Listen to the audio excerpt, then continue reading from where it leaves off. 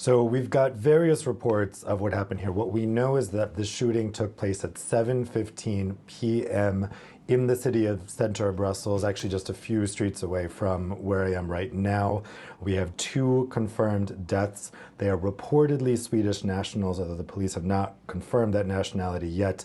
We've just had a statement released by Belgian Prime Minister Alexander De Croo on social media saying his deepest condolences to the relatives of those who were killed. He is monitoring developments together with the Minister of Justice and the Minister of Home Affairs, and he asks the residents of Brussels to be vigilant. And the reason for that is because the shooter is still on the loose. We've had unconfirmed reports that he was wearing an orange vest and a white helmet, and that he fled the scene on a scooter.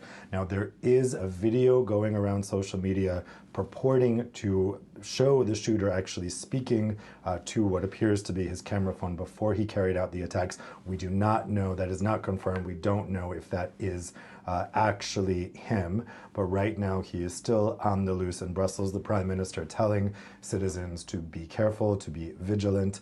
And of course, this is reminding a lot of people very much of the Brussels attacks in 2016. I think the first thing that people here will think of is that those were multiple attacks, and people will be worried that if either this is a lone actor that could then be he's still in the loose, so he himself could do something, or that this could be a larger group. Again, we don't have any confirmation about the motive behind the shooting. A lot of the details still unclear at this point, but what we do know is that the suspect is still at large.